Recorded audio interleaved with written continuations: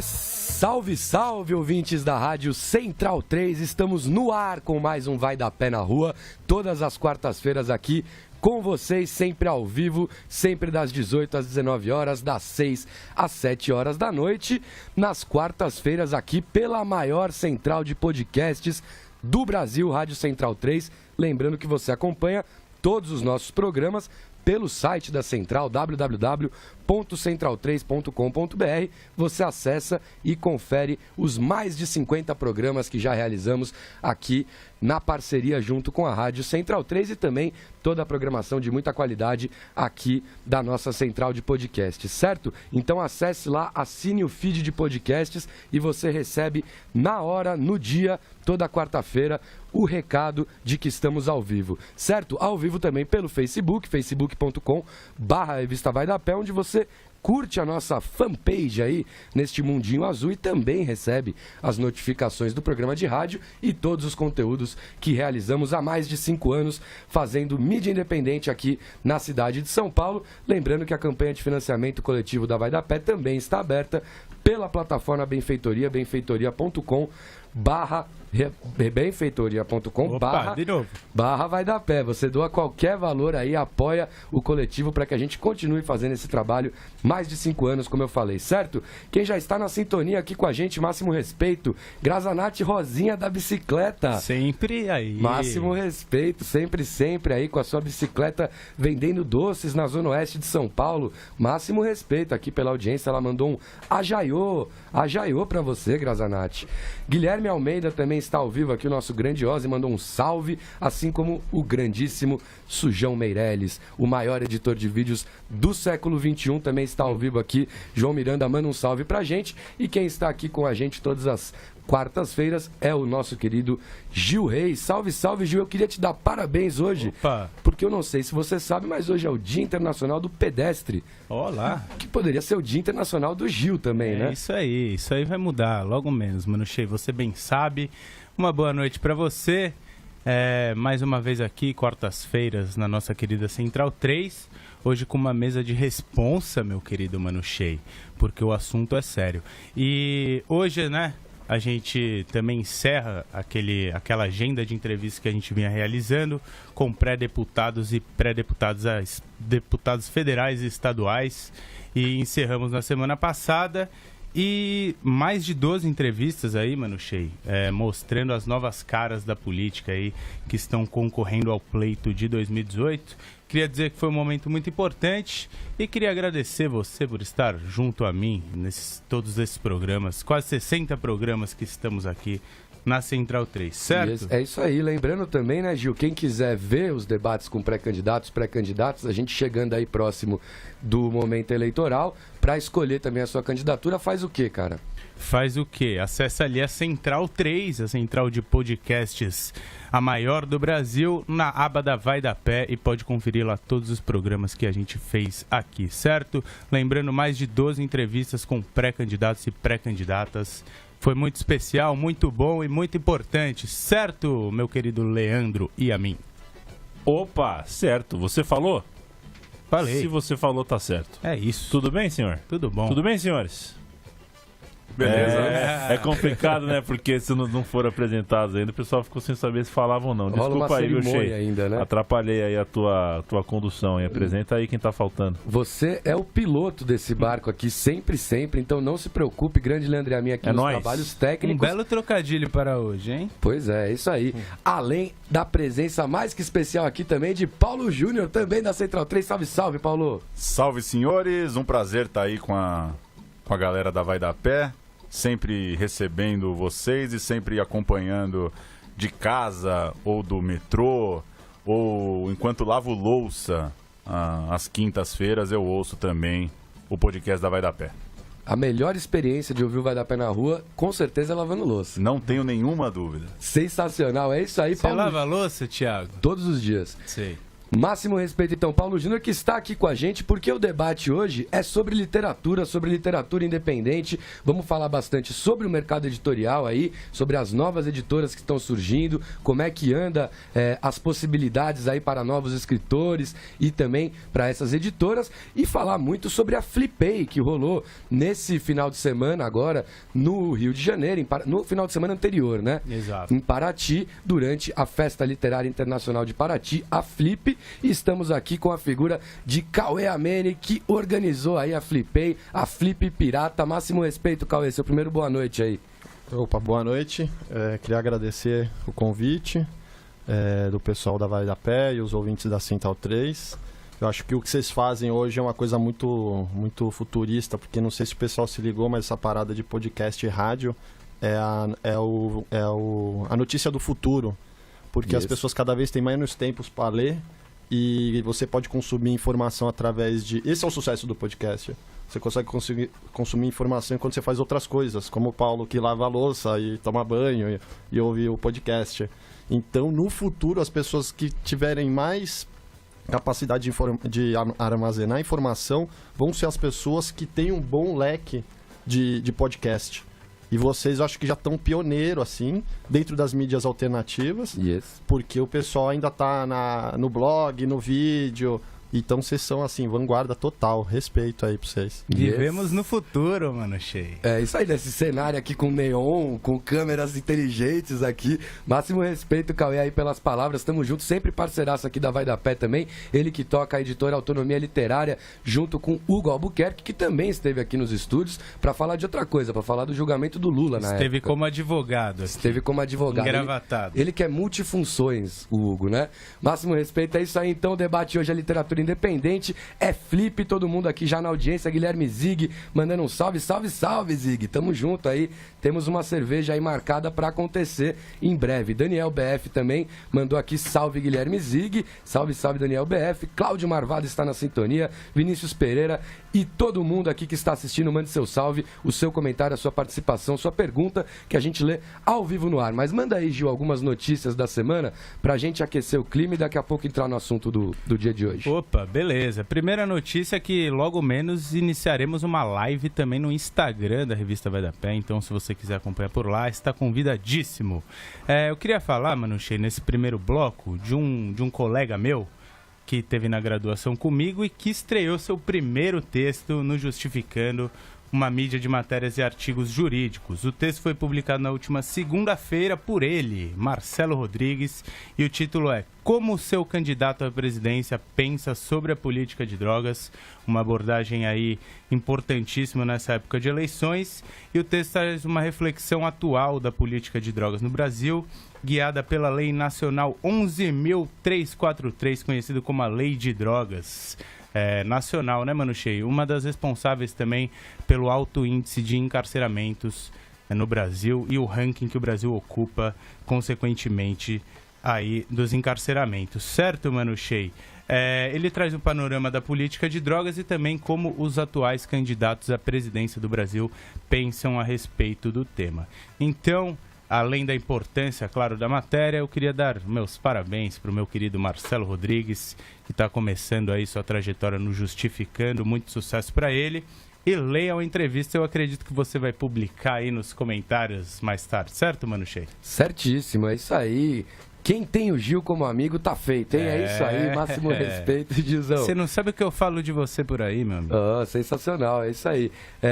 Queria dar um salve também para a revista Saci aí, a gente tem divulgado nos últimos programas a revista que foi idealizada aí pela Alex Tágira e uma rapaziada muito boa também, revista online, revista que vai ser lançada aí nas plataformas virtuais e também nas redes, então não deixe de acompanhar a revista Saci, coloque aqui no Facebook, coloque no Google que você encontra o site, você encontra todas as páginas aqui para acompanhar o conteúdo. No momento em que Yuri Dinali acompanha o nosso programa aqui, nosso grande Dentinho Poesia, que eu também quero dar um salve, porque na quinta-feira tem lançamento do livro dele na Editora Casuá, máximo respeito à Editora Casuá aí também, uma das editoras, uma das médias editoras aí que vem tentando garantir o seu espaço nessa crise do mercado editorial. Então, nessa quinta-feira, vulgo amanhã, teremos o evento de lançamento do livro de Dente Poesia, o livro que eu já vou aqui confirmar o nome para todos vocês. Pesca na rede. Pedro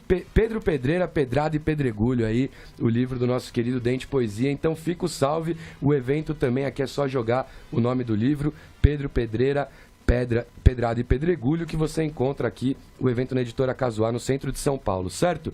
Vinícius Pereira mandou aqui, sou ouvinte assíduo do Vai da Pé na Rua porque lavo muita louça. Yes, é isso aí. E o João Miranda falou, também ouço enquanto eu cozinho. Sensacional, é isso aí. O pessoal agora, mande a sua mensagem aqui, como você escuta o Vai da Pé na Rua, certo? Como você ouve os podcasts da Central 3? Eu falei do Paulo que ouve no banho, mas na verdade eu que ouço no banho às vezes.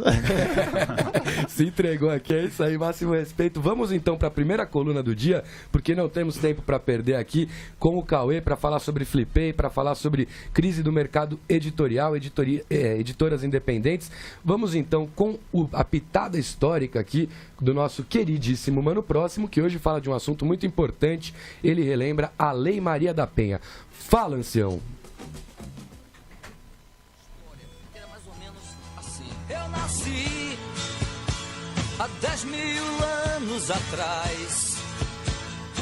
Salve, meu povo, ligado no Vai da Pé na Rua, aqui na Central 3. Salve, Mano Próximo. E aí, que tragédia você vai contar hoje? Hoje não tem tragédia não, Jó. Quer dizer, o tema é trágico, mas a história é de esperança, meu filho. No dia 7 de agosto de 2006, foi sancionada a Lei Maria da Penha, importantíssima mudança na Constituição para combater a violência contra a mulher. Basicamente, essa lei criou toda uma instância particular para tratar da violência contra a mulher e a violência doméstica. Juizados especiais, alterações no Código Penal, na lei de execuções e por aí vai. Pô, Mano Próximo, mas a lei antiga já não protegia a mulher? Sim e não, por causa de um negocinho chamado machismo. Deixa eu te contar a história dessa lei que vai ficar mais claro. Maria da Penha Maia Fernandes foi a mulher que batalhou durante muito tempo para condenar o seu marido, Marco Antônio Heredia Viveiros, por violência doméstica. Durante 23 anos, essa mulher viveu sob ameaça de morte e tortura. Seu marido quase matou ela 2 vezes. Primeira vez foi com uma arma de fogo que a deixou paraplégica e na segunda ele tentou eletrocutá-la, olha só. Porra, Mano Próximo, pesado, hein? Calma que piora. Além da violência física, tem a violência simbólica também. Quando Maria da Penha tomou coragem para denunciar o Marco Antônio, conseguiu uma ordem de restrição,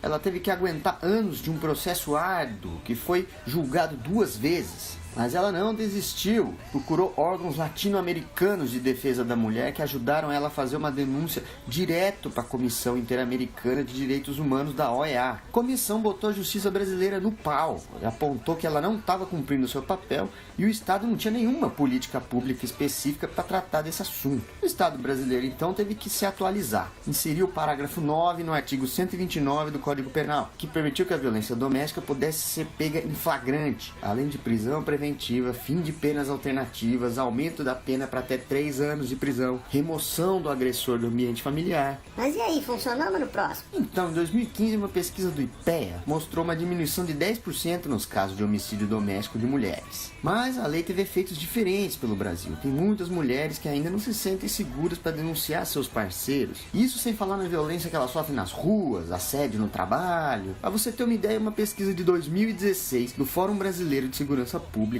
mostrou que 42% dos homens culpam a vítima pelo assédio sexual e 32% das mulheres também. Machismo, misoginia, desigualdade de gênero, tudo continua rolando por aí. Por isso que a Lei Maria da Penha precisa ser lembrada como o início dessa longa luta. Semana que vem, tamo de volta, hein? Falou!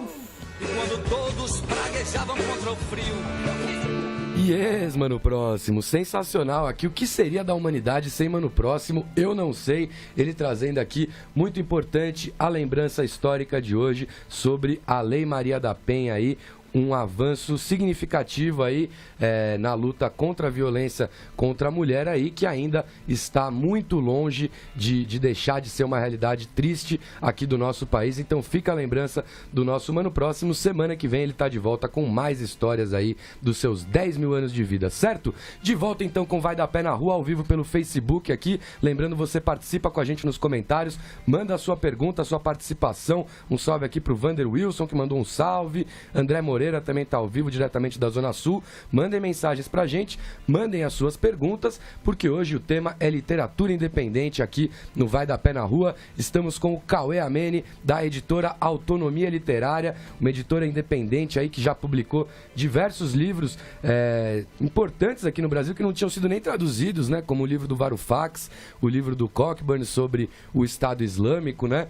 E mostrando aí o papel importante das editoras independentes. Muitas vezes as editoras grandes não olham para esse tipo de publicação, né?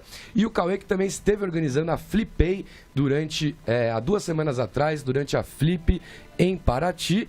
E queria que você começasse, cara, dando mais uma boa noite aí para quem chegou agora e falando um pouquinho de onde é que surgiu a ideia da Flipei, de colocar o barco ali na costa de Paraty. Situa os nossos ouvintes aqui que não tiveram por lá, cara. Certo. Essa ideia eu venho maturando há um ano, cara, quando eu descobri o quanto que a casa da Porta Amarela, que era uma casa que estava com as editoras independentes ano passado, o preço que eles tinham pago no imóvel para ficar 5 dias. Era cerca de 14 mil, 15 mil, coisa assim. A outra Casa para Todos também foi cara onde você fez o seu lançamento. Sim. Né? Teve um preço assim meio alto. E Paraty, cara, na época da Flip, parece um metrô da Sé, lotado. Só que não tem placa, o nome das ruas não tem. Você tem que ficar olhando pro chão para não tropicar. É completamente assim, abarrotado de gente. Então isso danificava também o acesso das pessoas a essas casas. E aí eu pensando, cara, se é pra pagar uma bica dessa, é melhor fazer uma coisa mais inteligente. Aí eu olhei, eu tava pensando isso, olhei para aquele canal lá, falei, cara, perfeito. Quanto que deve ser um barquinho desse? Porque normalmente em julho, como é inverno, eles não têm também super fluxo de turistas. Deve ser um preço bacana. Além disso, é um cara que trabalha ali, é dali. E não é um cara, por exemplo, a gente foi atrás de umas casas, era tudo telefone de São Paulo, Total. a pessoa do Rio. Aí então tem um esquema de especulação, né? Como você vai... E esse ano os caras queriam cobrar 25 mil, 30 mil, 5 dias. Você paga um aluguel de quantos? 2 anos aqui, morando aqui no centro de São Paulo? Sim. Sabe? Então, assim, totalmente absurdo para 5 dias. O pessoal naturalizou isso, né? Que a gente vive uma época que você naturaliza qualquer absurdo, né? Vide o que acontece politicamente. E, cara, a editora independente, ela já tem que atuar inovando tudo. Porque Total. o que tá aí ferra ela e todas.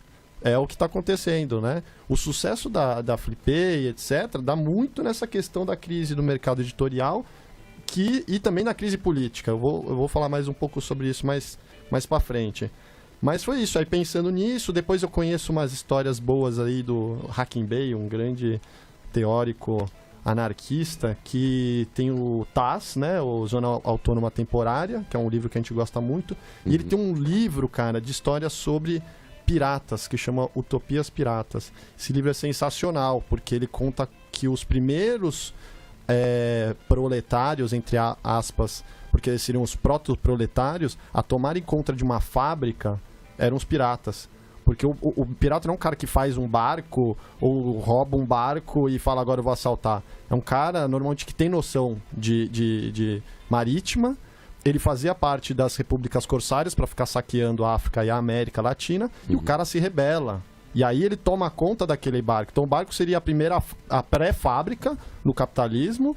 E o operário, o proto-operário é o pirata que toma conta e fala, não vai ter mais isso aqui, foda-se também a religião, a igreja, que era quem tutelava ideologicamente as coisas, e vamos fazer o nosso esquema. Um certo anarquismo ali, né? Cara, na verdade, isso aí tinha que ser muito bem estudado pelos marxistas, que gostam bastante dessa questão da luta de classes e da exploração do trabalho e da tomada de fábrica.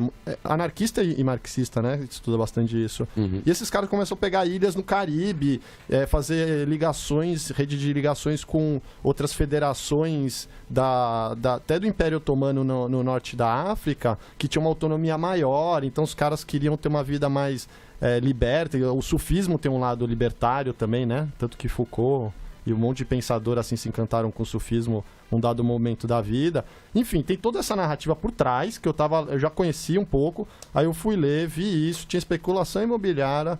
As editoras independentes estão numa ascensão assim absurda de... Por exemplo, eu trouxe uns dados aqui.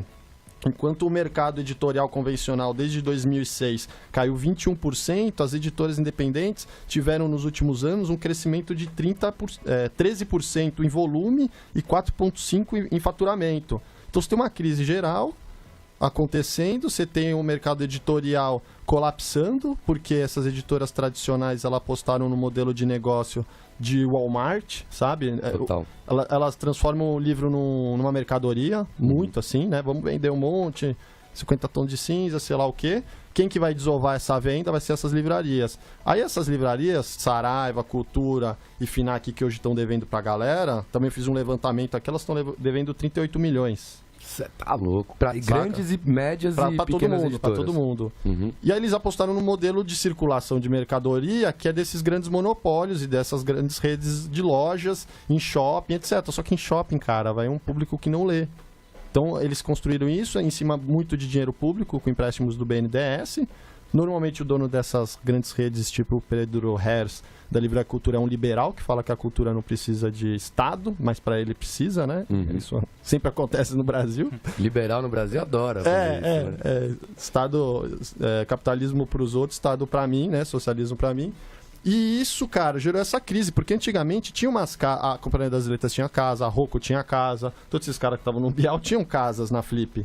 Né? Eles tinham essa... Só que eles começaram a parar de apostar na venda direta e nos eventos e na relação com o leitor, porque a livraria já estava fazendo esse serviço. Só que a livraria, também muito espertinha nessa história, ela pega os livros e demora 120 dias para pagar. 90 livro vendido e mais 30 que fica consignado lá. 120 dias, certo? É um terço do ano. Por que alguém vai demorar um terço do ano para te pagar? Sim. Porque está financiarizando sua grana.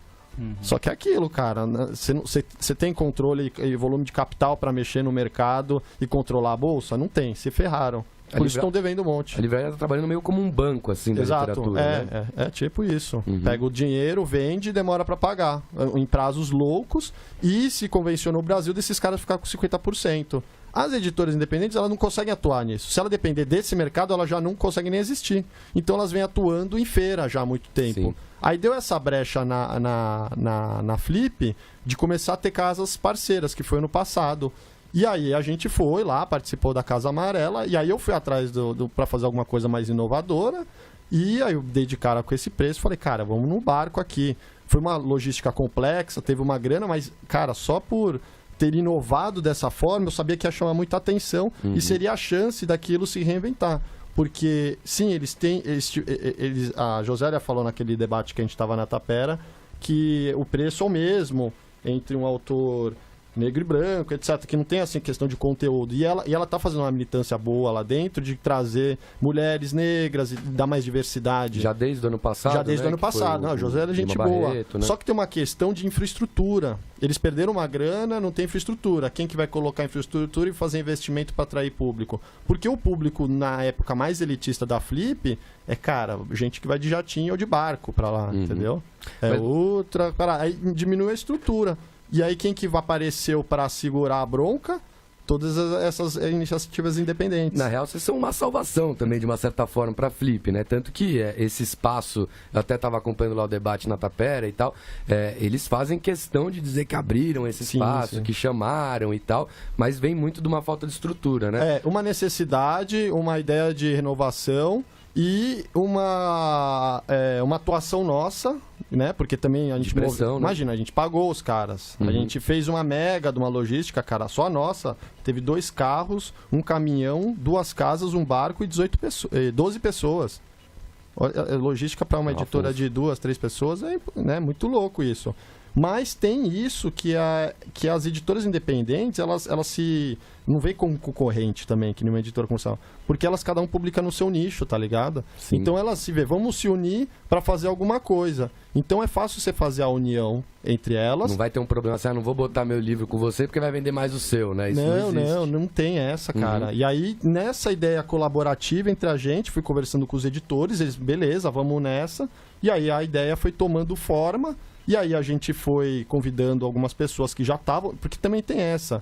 A Flip, o pessoal não sei se ligou no Brasil, que ele deve ser o maior evento intelectual, meio festivo, é tipo um Woodstock intelectual que tem no Brasil todo ano. E vai uma galera, gente boa, o Freixo, Boulos, essa galera já vai lá nas casas parceiras, tipo Folha, Globo, ou na programação oficial. Só que eles são colocados em arapucas ali, muitas vezes. Foi assim também que eu tinha percebido. Que num debate com o Freixo e o Samuel Pessoa, o cara tava na arapuca total, era 40 minutos de debate, 35 foi malhando o Freixo e toda a esquerda. Porque o Samuel Pessoa começa a falar uns números X, eu tava fazendo fact-check lá no Google, tudo fake news, e aí, um dado momento, quando ele falou que a Dilma era o gás de saia, aí o Freixo conseguiu entrar porque o debate dos direitos humanos, ele tem propriedade. E acabou com o cara, e nisso a galera já tinha implodido meio que o debate, xingado o Samuel Pessoa. Isso ano passado, né? Isso em 2016. Uhum.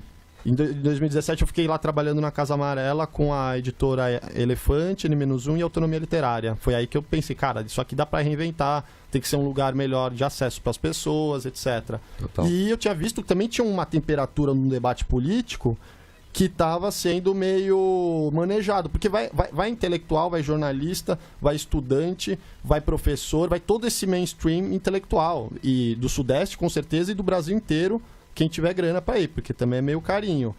Mas enfim, vai a nata intelectual, digamos, formadores de opinião, que nem o pessoal fala. Você tem um caldo ali para discussão política. Só que o pessoal colocava, né? Era isso, colocava umas armadilhas. A gente falou, então vamos criar nossa estrutura aqui e fazer um debate com esses caras. Por isso que a gente conseguiu fazer uma baita programação, 69 horas de programação, hard news, parecia, com temas candentes também. Porque eu acho que tem essa questão. A crise política, assim como a crise do mercado editorial, beneficiaram o nosso projeto, porque a gente está debatendo a crise. Uhum. E a crise do mercado editorial beneficia nosso projeto porque a gente começa a tentar reinventar a forma de circulação do livro e a relação da editora com seus leitores. Se a gente estivesse no esquema funcionando das grandes redes, as editoras talvez não teriam se mexendo para fazer isso. Para falar, só mandar a consignação lá e receber o boleto. Só que como o sistema não é feito para a gente, e a gente tenta transformar esse mercado, e por isso também o pessoal perguntava se tinha crivo ideológico na curadoria, eu falei, cara, não precisa nem ter, porque toda essa galera é de esquerda. Já é, né? Porque eles querem transformar o mercado. Se fosse um cara conservador, ia ser de uma grande editora que ia achar maneiro do jeito que tá. Exatamente. Que quem mais ganha é o proprietário da livraria, na verdade, não é nem a livraria. A livraria financiariza, o proprietário é o que mais ganha, o autor se ferra, a editora tem que fazer malabarismo, e todo mundo se ferra nessa história. Sim. Só que quem é primeiro a colocar dinheiro em todo esse mercado é a editora, e a última a tirar. Entendeu? A gente financia tudo ali, né? Isso. Total. Não, e acho que é importante dar todo esse contexto para o pessoal entender, né, que não é só mudar a programação da Flip, falar, não, essa programação não tá legal, vamos fazer uma outra. É toda uma ocupação de espaço, né, dentro do mercado editorial, no qual a Flip é a grande vitrine desse momento, né? Eu queria também chamar o Paulo aqui para discussão, que esteve lá e que há vários anos vai para a Flip, né? E eu vi o teu relato também no Facebook falando sobre as contradições, sobre autonomia e tal. Eu queria que você falasse um pouco também sobre como você viu essas novas propostas aí que surgiram na Flip desse ano. Pegando o gancho na fala do Cauê, acho que é interessante a gente falar que são várias coisas a se criticar, e acho que o Barco, ele, de certa forma, sintetiza isso, né? Dá para falar de curadoria, dá para falar de produção da Flip, dá para falar de mercado editorial. É inevitável que algumas narrativas criaram uma rivalidade, né? As pessoas começam a pensar que a Flip de verdade é do lado de lá. Não é bem assim, né? A Folha que acho que é, né? Sim, mas é interessante falar isso, porque a gente está num momento tão polarizado, então, assim, curto o Ildailst muito, acho a curadoria da Josélia muito acima da média do que vinha sendo feito, mas muito acima da média mesmo. Ano passado a gente teve uma flip dentro da igreja com o Simas falando de religiões afrodescendentes. Não é pouca coisa. Não é pouca coisa revitalizar um boteco que estava fechado para simbolizar a vida do Lima Barreto, que era um escritor boêmio e que morreu sem ser reconhecido. Então acho que é interessante falar que eu curto também coisa que tá lá, né? Não é pensar que a gente não precisa ser sectário e nem uma radical coisa não exclui a outra, fechar né? os olhos para as coisas, né? Tanto que eu até coloco no texto, né? Se a matéria da Folha diz que a programação do lado de lá era leite com pera, que lado de lá? O da Djamila? Uma das pessoas mais ovacionadas no barco foi também uma das mais ovacionadas na programação oficial. Então, lembrar que as coisas se atravessam um pouco mais do que às vezes a superficialidade quer colocar. E para mim o grande ponto, a grande contradição que está colocada é a partir do momento que a Flip vê que isso é irreversível, ela tem duas opções: rejeitar ou abraçar. Ela abraça. Eu entendo, eu diria que nesse momento, 2017, 2018, dá para conceder um momento de transição para a Flip. Acho que o modelo que aconteceu esse ano ele não é durável, ele não é sustentável. As pessoas não vão ficar pagando pedágio para vender chopp na Flip para sempre. Entendo como momento de transição. E acho que aí está a grande chave de entender o que vai virar o negócio, né? Como eu coloquei lá no texto, a atuação da Casa Azul é parecida com a FIFA no Brasil, né? É um estado de exceção, né? Para você vender um chopp na Flip, você não fala com a prefeitura ou com a guarda municipal, você fala com a promotora do evento. Imagino que o Cauê deve ter sacado isso de cara quando chegou para tocar o barco, que para você, enfim, tocar um pandeiro na zona Flip, você tem que passar pelos caras. Então eu acho que tem que entender o que vai virar disso, porque por mais que a gente assiste boas intenções, tem que lembrar também que são agentes de cultura, né? Então vou ser um pouco otimista e achar que há boas intenções quando a gente está tratando de cultura, né? Por mais que a gente tivesse essas boas intenções, tem sempre o perigo de uma certa domesticação do monstro, né? Vamos abraçar o monstro, né? Ao invés de deixar ele crescer. E eu fico muito curioso para ver o que vai acontecer diante desse cenário. Repetindo, assim, lembrei muito da situação da Copa do Mundo. Dá para você protestar contra a FIFA e gostar de futebol. A gente é complexo bastante para isso, né? Acho que é uma situação meio parecida. Dá para criticar a Flip e entender que a discussão literária e política ela é uma só, porque no fim das contas ela é uma só. O barco vai trazer uma discussão mais à esquerda do que a mesa principal vai trazer via de regra? Sim, mas no fim das contas as pessoas estão circulando. Acho que eu gosto, falei para o Cauê na Flip, gosto muito da forma com que você reforça nas entrevistas da ideia de não ser sectário, né? Não precisa, o debate do barco não está lá para negar o debate da tenda ou para simplesmente se contrapor ao debate da tenda. Mas, enfim, para concluir, para mim, a grande questão é a produção, muito mais do que a curadoria, muito mais do que está sendo falado, assim, entender como a Casa Azul colabora para um turismo desenfreado, super inflacionado. Pode ser que aconteça, eu não vejo nenhum tipo de proposta de um turismo de base comunitária, por exemplo. Por que eu que vou para a Flip há 10 anos, eu nunca fui, enquanto turista, digamos, convidado a ficar numa casa num bairro afastado, por exemplo? Isso não existe, né? Uhum. Então, a partir do momento que a Flip promove esse aluguel desenfreado no centro histórico, ela é cúmplice de editora que tomou prejuízo violento, assim. Isso me pega bastante, assim, né? A Flip é parceira das casas parceiras, mas não é no risco, né? É na festa. E o discurso cultural é muito encantador, né? É muito bonito você estar na Flip e ver pessoas vendendo livros e trocando ideias sobre livros, mas a conta para alguns não fecha. E é para os independentes que não vai fechar, né? Então, meu grande ponto, minha grande curiosidade é como vai fechar esse gargalo, assim. Na hora do brinde, eu acho que o Cauê tem que estar junto da Flip para brindar sim. Se a Flip foi legal, tem que ser para todo mundo. Mas na hora do preju ia sobrar só pro Cauê, não ia sobrar pra Flip. Fiquei pensando numa pegada meio Fórum Social Mundial, sabe? Se você começar a sugerir a sua programação e ela tem que ser autogestionada, mas que você tenha um apoio, né? Pra mim é meio básico que se a Casa Azul fala em apropriação urbana, ela tinha que descolar uns banheiros químicos pro barco. Isso é meio batata, assim. Não dá pra falar de uso de espaço público se os caras estão abraçando o barco, mas não estão pensando numa integração ali de serviços com as casas dependentes. Então tem esse gargalo. Acho que as casas estão no caminho certo, elas entraram na festa e agora eu fico curioso para entender como que Flip, principalmente produção, não exatamente programação, pode lidar, né? Porque parceria é um abraço, né? Não é só um que dá a mão, né?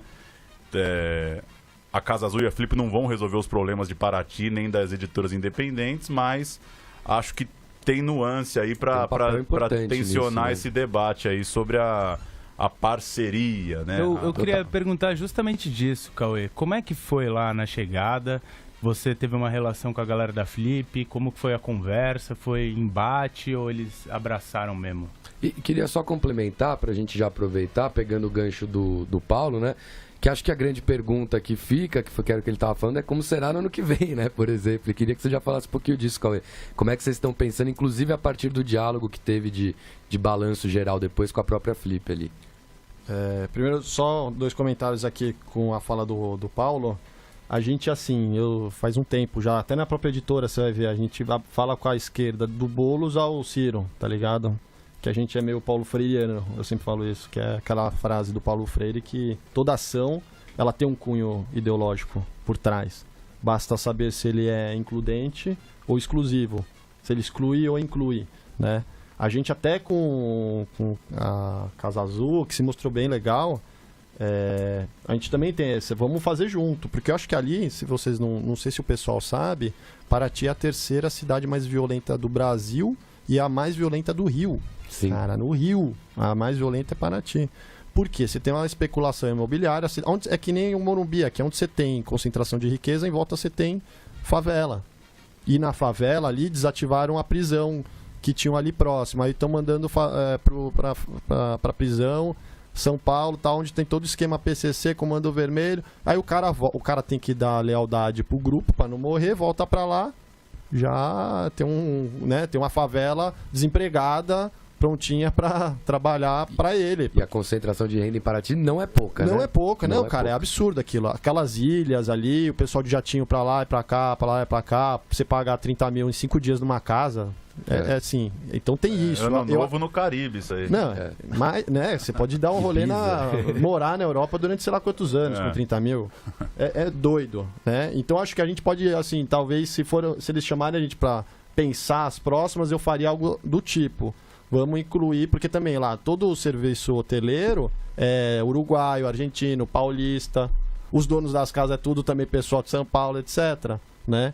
Então tinha que fazer uma coisa para incluir mesmo. Acho que ali a grande chance deles seria isso, para transformar aquela cidade mais, né? Porque, cara, é foda, assim, se você for pensar, Paraty tem mais livraria e leitores do que muitas cidades e capitais no Brasil. Total. Tem 2 livrarias. Poderia ser uma capital cultural o ano inteiro, deveria, né? Não só durante uma semana. Não, né? E com todo o pessoal que é de lá também usufruindo, ganhando, trabalhando. Enfim, ela já tem esse lastro e essa simbologia e tem já essa intensidade intelectual rolando lá. Tanto que vários festivais estão indo pra lá. Esse de jazz também tem um viés meio... pessoas cults, etc. Mas é isso, então. Agora a pergunta sobre como foi a conversa com a Casa Azul. A gente foi lá apresentar o projeto. Eu falei, cara, o diagnóstico que eu tô tendo é o seguinte: vocês estão perdendo uma grana, vocês estão perdendo infra, vocês agora vão ter que parar. Porque antes tinha um monopólio de vendas à travessa, um perímetro de venda. Não podia ir lá o Paulo com o seu livro, abrir uma barraquinha na rua e pôr para vender. Ele ia tomar uns cacetete, ia passar o rap e levar ele pra... E só uma parada, Cauê, essas conversas rolaram antes da Flip? Antes. Porque eu fiquei planejando assim, uns 8 meses, tá ligado? Aí eu já fui eu vou conversar com todo mundo, no mercado editorial, assim que eu conheço, porque também se furarem minha ideia, todo mundo já sabe que eu tô pensando nisso faz tempo, mas a ideia, além de ter essa inspiração teórica do Hacking Bay, do Taz e da Utopias Piratas, também tem numa prática nossa que é a venda no Rizoma, que é um ônibus livraria nômade, que a gente já tem isso, e eu já tenho isso muito claro na minha cabeça do que abrir qualquer livraria em qualquer ponto que tenha fluxo de gente, etc., para fugir da especulação imobiliária. Né? E você paga muita grana disso, aluguel, IPTU, etc., e você pode ter coisas móveis que fogem disso. Então também a gente tem uma crítica muito forte em relação ao rentismo e o capital improdutivo, que é quem está ganhando grana enquanto o Brasil vai pro saco. E o Rizoma, para quem não sabe, que é um ônibus itinerante. Itinerante com as editoras, né? Independentes. Então a gente já pensou, vamos abarcar essa galera, porque essa galera, na moral, se você vai numa feira Miolos, Tijuana, Tinta Fresca, é as feiras que estão bombando, é onde o pessoal, sabe, que é mais... É onde a literatura pulsa mesmo, exato, né? Onde tá toda a inovação, etc. É lá. E você vai na Bienal, até tá tendo, eu acho que repaginaram, porque uma vez que eu fui tava bem caidona. Era mais ou menos, era uma coisa de mais ônibus escolar, que é meio forçado a levar as galera. Meio morta a Bienal de dia. Meio morta, meio discussão assim, blá blá blá, direitos autorais, vou comprar, né? E aí você vai na vitrine das grandes redes de livraria, tá os livros da Bienal, porque é um sistema monopolizado, né? O cara é os mesmos grupos que são dono de uma coisa e de outra. Então a gente tenta fazer isso já no ônibus em relação às editoras independentes. E aí foi desenvolvendo, né, conversando com todo mundo, chegou a hora de conversar conversei com o prefeito, conversei com o barqueiro, conversei com uma galera já dentro de Paraty para entender como funcionava. Né? Se eu pegasse um barco de Ubatuba, que tem fluxo zero de turismo naquela época do ano porque é inverno, e eu atracasse lá, os caras não iam deixar nunca. E aí é óbvio, né? Tinha que pegar alguém de lá. Aí tem o Paraty, que era lá da PUC, que tá morando Paraty, lá. Que nos recebeu, inclusive, lá na Toca do Pavão. Aliás, recomendo pra quem estiver em Paraty. Que tá tentando reestruturar. Ele mora lá num lugar que chama Curisquinho, que é uma zona rural absolutamente abandonada. Exato. Imagina só, e quantos quilômetros? 6 quilômetros. 6 quilômetros. A cidade bombando de grana. Só nessa flip o pessoal deu da matéria que gerou 46 milhões. Cara, e não chega lá, velho. Porra. É impressionante. Né? Então rola uma grana e não chega. Então a gente foi conversando com todo mundo. Aí chegou a hora de conversar com a Casa Azul. Eu fui lá, conversei com o Cristo. Eu falei, a ideia é essa. Eu sei que tá acontecendo isso. Eu sei que vocês perderam uma grana. Eu sei que vocês estão agora deixando. A Travessa não tem mais monopólio. Tá tendo essas casas parceiras, etc. A gente vai fazer um barco, etc. E vai funcionar dessa forma, etc, etc. Aí eles falaram, então a gente vai precisar... Então, tem um termo agora de casas parceiras que a gente abriu, porque antes era muito caro, era tipo só Folha, Globo, grandes empresas que podiam, então devia ser bem caro. E a gente vai ter para essas casas mais clandestinas que estavam tendo, então tem que pagar 5 conto. Eu falei, cara, então você me dá 20, porque eu tô colocando 25. Né? Não tem como, é impossível. Só que aí, num dado momento, a gente falou, a gente vai fazer de qualquer jeito e tal. A gente foi conseguindo mais apoio, né? Foi vendendo mais a ideia, conseguindo apoio da Blux, da Tapera, Lauro Campos, de um pessoal aí. E aí a gente precisava de energia, internet. E também a gente sabia que, como a gente ia ter show, ia ter bem político, para alguém querer sabotar, eu acho que teria muitos interesses, saca? Então a gente falou, vamos... a gente não tem grana. Como que a gente pode fazer? Os caras abaixaram o preço, né? Do 5 conto foi para 2,5. E aí eu falei, beleza, então vale a pena. Vai estar na programação também, beleza? Vocês conseguem isso. Beleza, então vamos nessa, né? E aí depois eu fui conversando com a curadora, que é a Josélia, cabeça gente boa, total. Sim. Totalmente. Só que é aquilo, ela tem, né? Ela explica muito bem porque ela coloca o debate político numa forma mais implícita, chamando mais autores negros, mulheres, etc. Né? Pra não gerar uma certa repulsa de uma parte do público, assim? É isso que ela diz ou não? Não, porque ela acha que a literatura, se você ficar colocando só questão de literatura política, a própria literatura em si, ela pode ir morrendo, e ela é uma festa literária voltada para literatura também. Então ela acha que tem que inserir através de literatura. É uma forma mais soft. Só que eu acho que a gente vive um momento que as coisas estão muito softs. Eu queria até te perguntar isso, porque assim, na programação teve Boulos, teve Freixo, teve Laura Carvalho, teve muito debate político, e eu vi algumas críticas, algumas matérias, algumas coisas dizendo que foi uma programação mais política do que literária. Você acha que a política deu uma sombreada na literatura? Você viu isso como crítica, ou você acha que não, que a literatura e a política, nesse sentido, tava muito soft o negócio antes? Então, eu acho que assim, a gente vive um golpe, certo? Isso não sou eu que estou falando, é Joaquim Barbosa, Elio Gaspar, caras de centro, concordam. Só que todo mundo normaliza as coisas, né? O cara que tá mais popular na pesquisa tá preso, outros 2 que estão flagrado, cara, catando propina, tão solto e concorrendo. Tá muita, sabe, muita bizarrice. A quem serve esse... Não, então, não vou, a gente acha, né, que não vamos... então vamos fazer o debate explícito político. Sim. Saca? Tem uma forma implícita e explícita de se fazer. A gente falou, cara, vamos fazer uma pauleira mesmo, porque o que o Brasil tá vivendo hoje, né, e eu acho que é muito grave, é que a gente naturaliza. Morte da Marielle não é uma morte política, não é um assassinato, e até hoje não tem resposta. Então a gente tem que fazer esse debate assim, aberto, escancarado, para todo mundo entender. Porque uma forma mais implícita é muito intelectual, que entende. Não. No nosso, eu via que tinha uma galera mais povão, até de cárcere, eu vi uns caras assim que pareciam ser...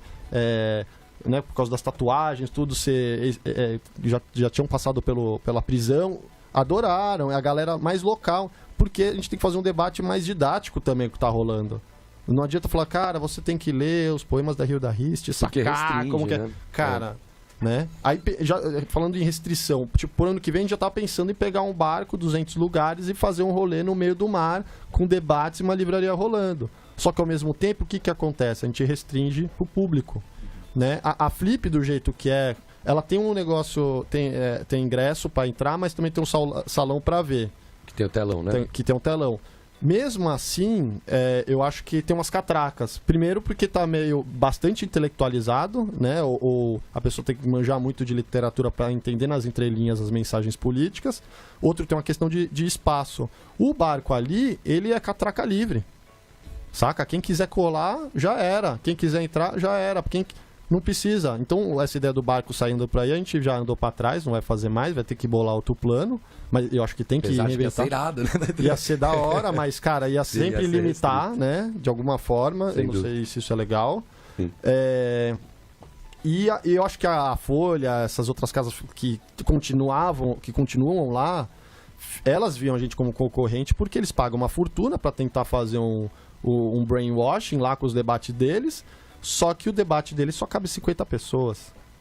Entendeu? Total. Aí a gente pega uns caras que tá no debate dele e faz um debate pra 700. Claro que o cara vai ver a gente como um grande rival a ser abatido, vamos criar intriga. A Folha é excelente em criar intriga. Só ver o que ela faz com os próprios candidatos. Matéria, né? Óbvio, não, sai a matéria, se tem fotos assim com 700 pessoas, com várias personalidades, o cara me coloca um hippie vendedor de miçanga, que eu nem vi ele. É verdade. Eu nem vi esse cara. Aí coloca na manchete a fala de uma pessoa que, como se fosse minha, mas era de uma transeunte. Sim. A Leite Cooper, etc.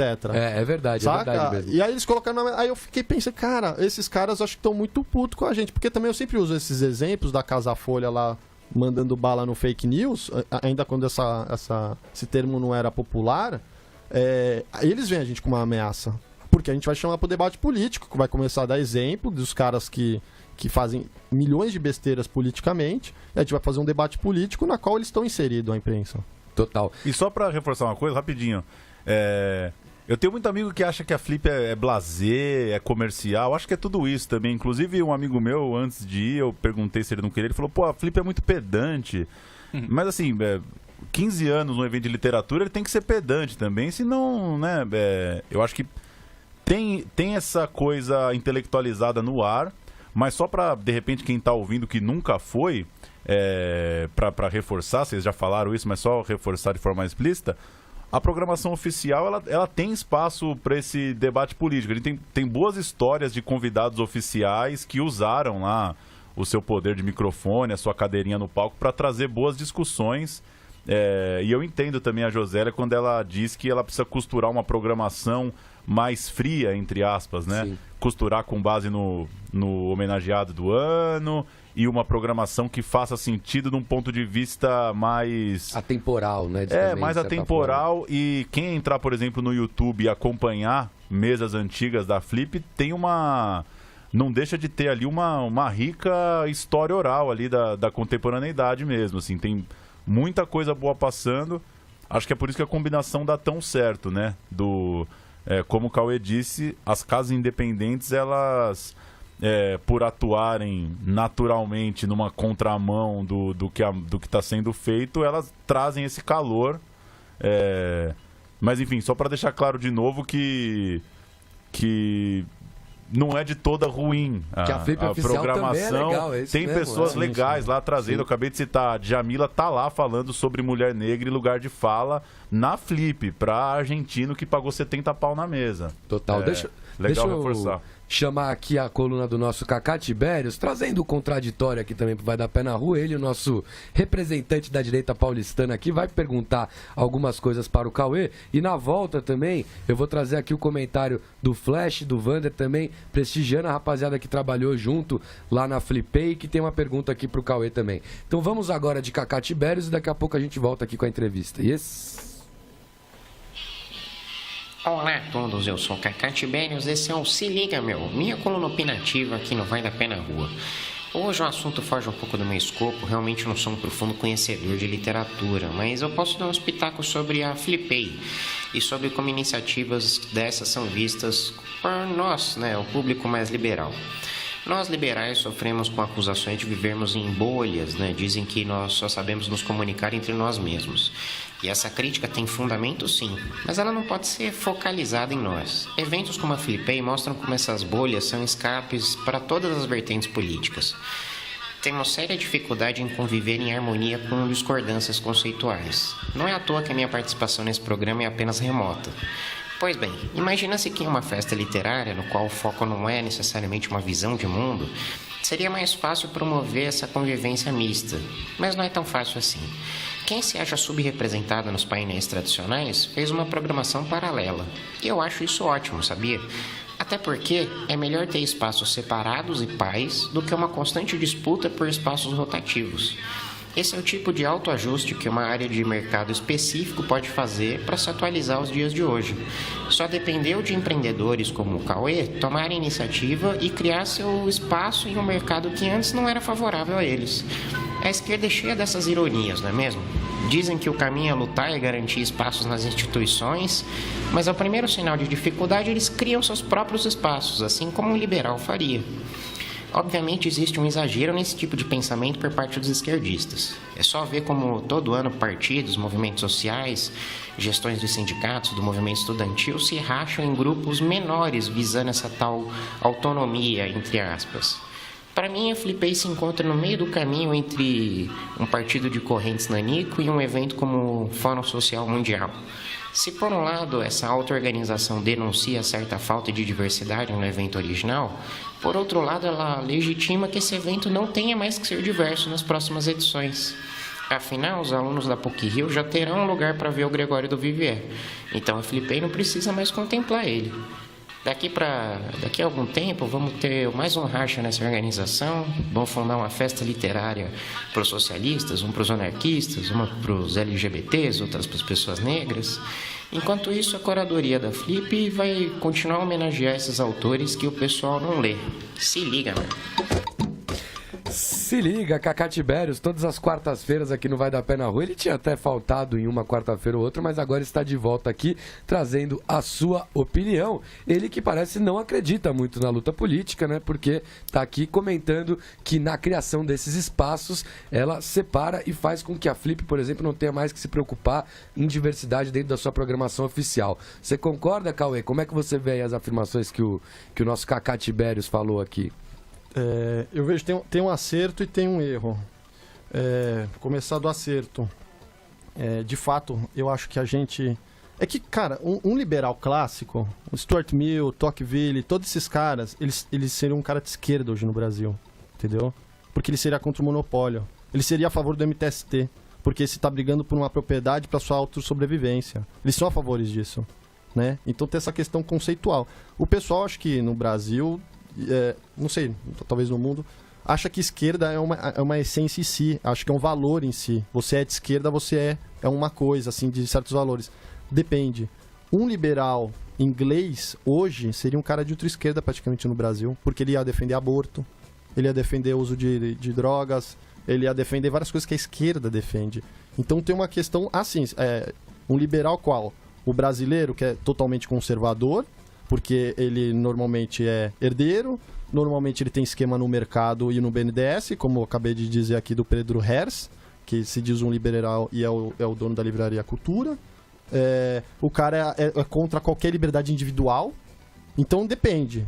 o liberal... Aí talvez esteja falando do liberal inglês. Aí a gente, cara, próximo total. Né? Todas essas linhas de pensamento, no final, elas estão lá no germe do socialismo. Né? E esses caras estariam desse lado hoje, em favor do empreendedorismo, das pequenas, funcionando, driblando todo esses... Porque todo esse problema do mercado editorial é de concentração de mercado, é de grana de Estado rolando. E então tem um acerto aí em relação à nossa pegada liberal clássica, né? Não liberal brasileiro. Liberal quer um pedaço do bolo, né? E outra coisa, que nem eu estava dizendo lá, o pessoal também acha que democracia é você fazer o que quiser, todo mundo pode fazer o que quiser. Democracia é que todo mundo tem a regra para que todo mundo participe. Esse que é a democracia, ao meu ver. Agora, o que tem o erro, assim, é, por exemplo...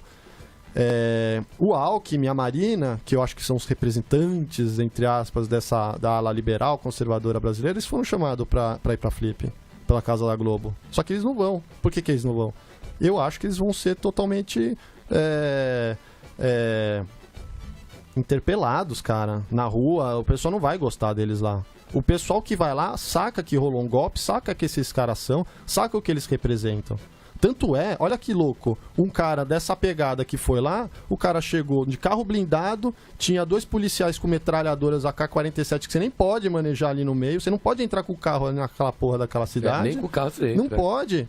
Quem que era? O Bretas, o juiz, o evangélico liberal, Lava Jato, Rio de Janeiro. Entendeu como o cara tem que ir? Se o Alckmin vai lá, ele vai ter que andar de blindado e um monte de segurança. Por quê? Porque se fosse do agronegócio, total, legal, fogos e festa.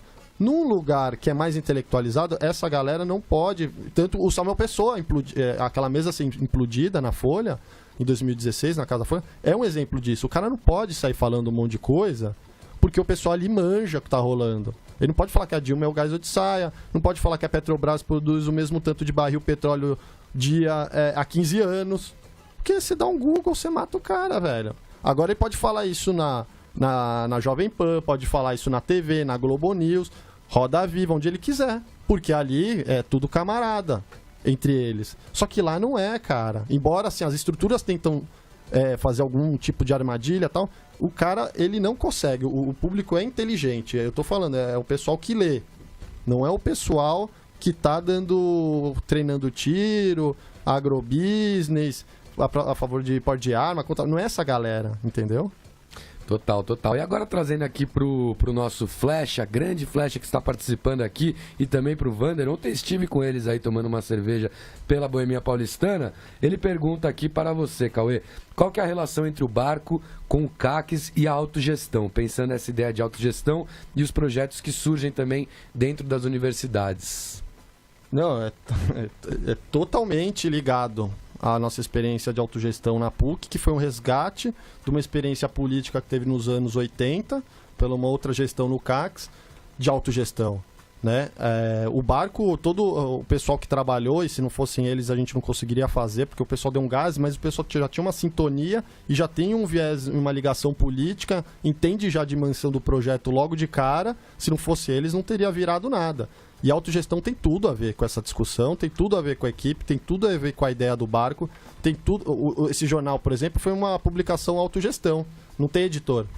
Eu pedi para cada editor mandar o que ele acha melhor de matéria, resumo, resenha, entrevista, e foi. Total. Então rola muita autogestão porque ela tem um potencial político dá muita força para os projetos, né? Porque cada um vai contribuir como pode, né? Conforme as suas virtudes, etc.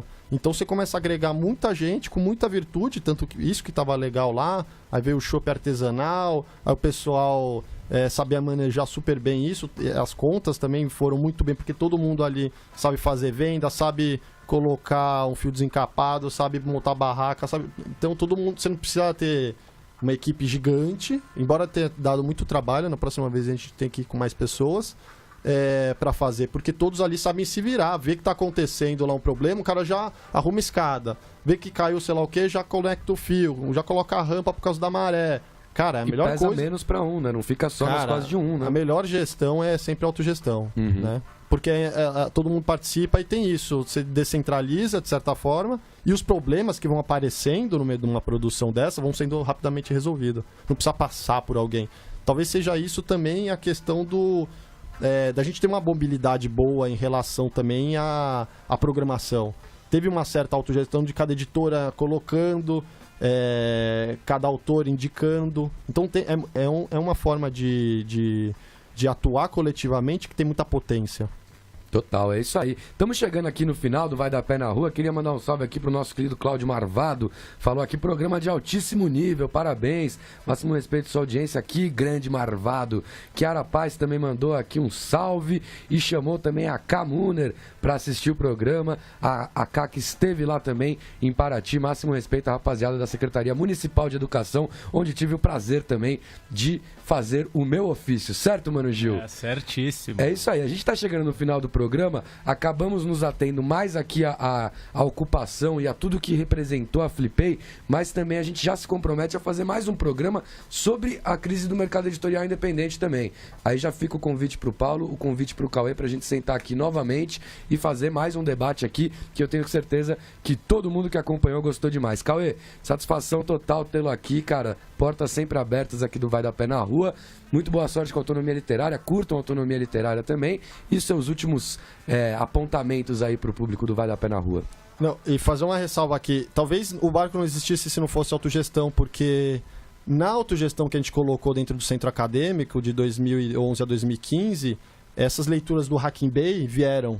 Sim. Entendeu? Talvez não tivesse essa fita do Utopias Piratas, não tivesse essa questão de zona autônoma temporária e os conceitos políticos de toda a atuação da Flipei, que é a festa literária pirata das editoras independentes, por sinal ela pode ser em qualquer lugar, a qualquer hora, porque o P não é de Paraty, é de pirata, não aconteceria. Então, assim, a autogestão, na verdade, que a gente aplicou lá na PUC foi a semente germinadora de todos esses projetos.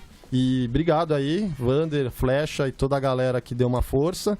E obrigado aí o convite de vocês. Yes, estamos juntos. É isso aí, Paulo Júnior.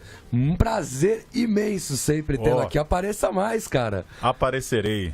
Valeu, só o Leandro que tem que ficar aguentando a gente aqui, pô. Valeu o convite. Falemos mais aí de literatura e... É isso, no fim das contas, como eu terminei o texto que você citou, que está lá no Correio da Cidadania, eu gosto do que acontece, acho que a Flip teve um chacoalhão bom para todo mundo no fim das contas e vamos ver o que sai desse caldo aí. Valeu! Fala, Mano Gil, muito boa noite, hein? Boa noite, uma aula aqui hoje, hein? Agradecer o Cauê aí, o Paulo e o nosso querido gangster alviverde, Leandro. É nóis. É isso aí. Aliás, Gil, você falou aí do live no Instagram, no próximo programa vai rolar, né? Vai rolar. Hoje deu um pequeno bug aqui, mas no próximo vai rolar, pode ter. É isso aí, continue acompanhando. Acontece, então, né, Mano Shea? É isso mesmo, continue acompanhando a página da Vai Dar Pé aqui, muito conteúdo bom para sair em breve. Curta a página aqui no Facebook, também o nosso Instagram e acesse o site central3.com.br. Assine também o nosso feed de podcast. Semana que vem estamos de volta aqui para debater drogas e eleições com a Plataforma Brasileira de Política sobre Drogas. E agora você fica com a coluna sempre muito incrível aqui do nosso querido DJ Pai Vito, trazendo o último episódio da Ressaca da Copa com Colômbia. Fala, Pai Vito.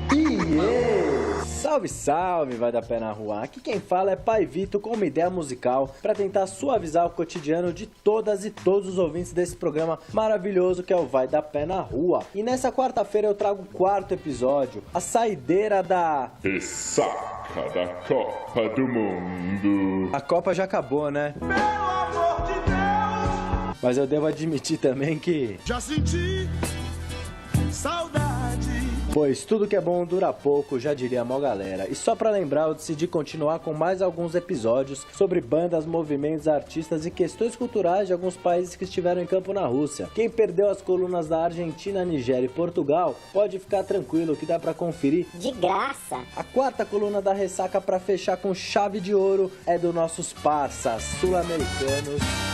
Colômbia, terra querida.